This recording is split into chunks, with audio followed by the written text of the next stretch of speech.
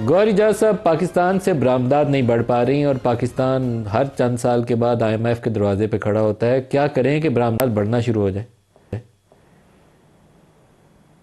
ऐसा बड़ा सिंपल सा सोल्यूशन है। आपने जो है वो अपने आप को कंपेटिटिव करना है। पूरी दुनिया आपके लिए मार्केट खड़ी है। मैं हमेशा कहता हूँ we take one step forward and we take two steps backward. कि हम परेशान हो जाते हैं कि ये हमारे इंडस्ट्रियलिस्ट पैसे कैसे कमाने शुरू हुए। तो जैसे इंडस्ट्रियलिस्ट जो है वो मार्केट शेयर लेता है, आप उसको कंपेटिटिव करते हैं, उसी वक्त जो है वो मैं उसके बाद हमेशा कहता हूँ कि स्नेक एंड द लैडर। तो उसके बाद ऐसा काटते हैं कि ऊपर से सीधा सांप काटता है, सीधा ज़मीन पे आके गिर जाता है। This has been the story of Pakistan exports के 2022 में हमारे मुल्क की एक्सपोर्ट $30 बिलियन टच की, जिसमें टेक्सटाइल का शेयर $19 बिलियन था। ट्रेडिशनली 62-63% टेक्सटाइल्स है। पूरा पाकिस्तान इकट्ठा होकर उसके बावजूद नदीम $10-11 बिलियन की एक्सपोर्ट नहीं करता। $5 बिलियन की एग्रीकल्चर प्रोडक्ट्स हमारी एक्सपोर्ट होती हैं।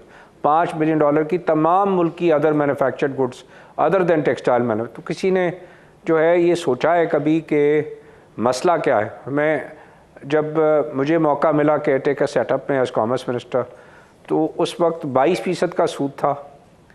उस वक्त 45 रुपए की बिजली थी, 16-17। तो टेक्सटाइल या जो है वो मैन्युफैक्चरिंग तो बढ़ ही नहीं सकती थी। हमने एग्रीकल्चर को प्रमोट किया और उस साल 10% ग्रोथ हो गई 2000 जो है वो 23-24 के साल में, और हम $30 बिलियन दोबारा पहुंच गए।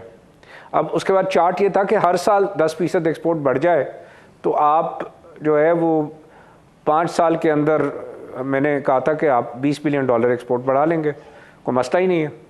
बट रिज़ल्ट क्या निकला कि आज 2 साल के बाद हम दोबारा वही $30 बिलियन पे बंद करेंगे या 30 पे। तो we are back to 2022 numbers या बैक टू 2024 नंबर्स। तो मैं हमेशा ये कहता हूँ कि ज़रा आगे चलने लगते हैं, हम दोबारा खींच लेते हैं। अब बिजली, इसको मैं अब जवाब दे देता हूँ। बिजली की कीमत हमने क्या की? हमने पूरी जंग लड़ के IPPs के ख़िलाफ़, उसके बाद हमने पूरी जंग लड़ी कि जनाब जो हमारी क्रॉस सब्सिडी है इंडस्ट्री से अदर कंज्यूमर्स की, उसको आप 240 अरब वापस करें। तो वो 240 अरब की कमिटमेंट थी कि वो वापस होगी, उसमें से 135 अरब वापस की गई। बहुत अच्छा स्टेप लिया। और आपने लगारी साहब का स्टेटमेंट भी सुना होगा, देखा भी होगा कि उन्होंने कहा कि अब $17 बिलियन के हमने जो है सेविंग कर दी। मतलब तकरीबन 5 ट्रिलियन रुपए की, ये जो महंगे पावर प्लांट थे जिन्होंने चोरी की हुई थी, ये सारे बंद किए और कौम को उसका फ़ायदा 5 ट्रिलियन का पहुंचाया। उन्होंने कहा 10 रुपये यूनिट। कोई मानता नहीं था उस वक्त जब ये जंग हमने शुरू की। आज से 2 साल पहले के IPPs जो है वो बंद प्लाटों में नफ़ा ले रहे हैं। आज हुकूमत पाकिस्तान ने जब उसके ऊपर स्टेप लिया तो $17 बिलियन, 5 ट्रिलियन रुपए इन प्लांटों को बंद करा के, जिसको 7000 मेगावाट कह रहे हैं बंद कराएं, जिनके कॉन्ट्रैक्ट्स जो है कैंसिल हुए, और वो आज मुल्क जिसका कंज्यूमर को फ़ायदा हो रहा है।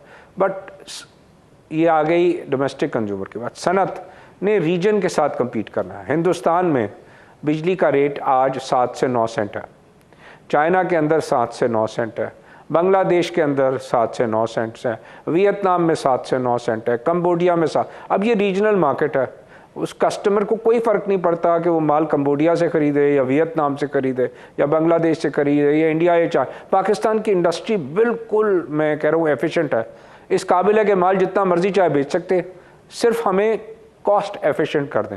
3 चीज़ें हैं कॉस्ट एफिशिएंट की। एक, बिजली का रेट, वो है 7 से 9 सेंट। आप रखेंगे 12 से 15 सेंट, इंडस्ट्री कम्पीट ही नहीं कर सकती। सूद का रेट, उनको रॉ मटेरियल्स मंगाने हैं, रॉ मटेरियल स्टॉक करने हैं। पूरे रीजन में सूद का रेट 5 से 6% है, हमने उसको 10.5 रखा हुआ है।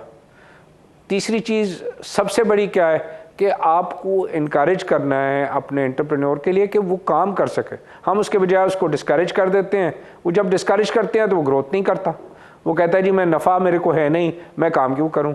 अब जो टैक्स रेट्स आपने फिक्स टैक्स रिजीम से इंडस्ट्रीज को नॉर्मल टैक्स रेट पे ले गए, वो डिस्करेज हो गया कि जनाब मैं सारा दिन टैक्स के अब नोटिस बुक दूंगा।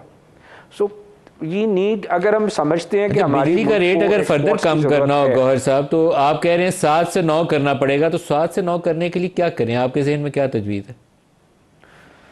कुछ भी नहीं है मलिक साहब। जो कमिटमेंट 2 साल पहले हमने दी थी कि 240 अरब रुपए इंडस्ट्री सब्सिडाइज कर रही है अदर, उसमें से 135 अरब वापस किया, बाकी अभी 102 या 103 अरब रुपए खुद एनर्जी मिनिस्ट्री जो है मानती है कि हाँ जी हम इंडस्ट्रीज को जो है वो क्या कर रहे हैं, उन पे सब्सिडी उनसे दूसरे कंज्यूमर को डलवा रहे हैं, खुद मान रहे हैं। वो 4.5 रुपये यूनिट बनता है, ख़त्म करें। 3.5 रुपये यूनिट जो है वो क्या चार्ज कर रहे हैं कि जनाब जो हमारे पास सर्कुलर डेट है उसका सूद जो है वो हमारे को इंडस्ट्री दे दे। भाई सर्कुलर डेट का सूद इंडस्ट्री क्यों दे आपको? आपने नुकसान किया, इंडस्ट्री तो अपने पैसे टाइम से देती रही है। ये 4.5 और 3.5 8 रुपये बनते हैं, ये 8 रुपये ख़त्म करें 3 सेंट्स, ये 3 सेंट का रेट बन जाएगा। 3 सेंट्स ख़त्म करें तो इंडस्ट्री 9 सेंट पे कंपेटिटिव हो जाती है। अब इस 3 सेंट के पीछे हम दोबारा से क्या करेंगे मलिक साहब पता है? हम दोबारा से वही काम करेंगे जो 3 साल पहले किया था कि जनाब अब डॉलर्स नहीं है, अब डॉलर्स क्या करें। अब एक डिमांड दोबारा से उठनी चली गई है शरारती लोगों की तरफ से कि डिवैल्यू कर दो। डिवैल्यू कर तो लोगों के जो है वो घरों के जो है वो चूल्हे बंद हो जाते हैं। और आप किस लिए डिवैल्यू करते हैं? लोग कहते हैं एक्सपोर्ट के, बिल्कुल नहीं एक्सपोर्ट के लिए डिवैल्यू करते हैं, इसलिए करते हैं कि आपने इंपोर्ट्स को कर्टेल करना था। बिल्कुल गलत थ्योरी है कि एक्सपोर्ट्स अगर बढ़ती होती तो 3 साल की एक्सपोर्ट देख लें। 160 रुपये का रेट था जो है वो जून 2022 पे, दिसंबर में हो गया 220 रुपये, क्या एक्सपोर्ट बढ़ी? नहीं। उसके बाद फरवरी में हो गया 280, क्या एक्सपोर्ट बढ़ी? नहीं। वहीं 30 मिलियन डॉलर पे खड़ी है, क्योंकि हर चीज़ डॉलराइज्ड है। मैं बात आपसे कर रहा हूँ तो मैं डॉलराइज कर रहा हूँ कि मैं बिजली का रेट 9 सेंट कर दे, मैं तो रुपयों में बात ही नहीं कर रहा। So everything is dollar related. जब आप करेंसी डिवैल्यू करते हैं, मैं फिर बोल रहा हूँ, एक्सपोर्ट बढ़ाने के लिए नहीं करते, आप इंपोर्ट कर्टेल करने के लिए कि मुल्क का बाइंग पावर तोड़ दें, इसलिए आप इंपोर्ट को कर्टेल। तो क्या हम दोबारा से अपनी कौम को उस जो है तकलीफ से दोबारा गुजारना चाहते हैं कि दोबारा डिवैल्यूएशन कर दें, लोग रोटी खाना बंद कर दें, लोग जो है दोबारा से फाकों पे चले जाएं? तो जो फिलॉसफी है वो फिलॉसफी को है कि एक्सपोर्ट्स को कंपेटिटिव करें। एक्सपोर्ट्स अगर कंपेटिटिव नहीं होंगी तो पाकिस्तान जो है वो कभी तरक्की नहीं कर सकेगा।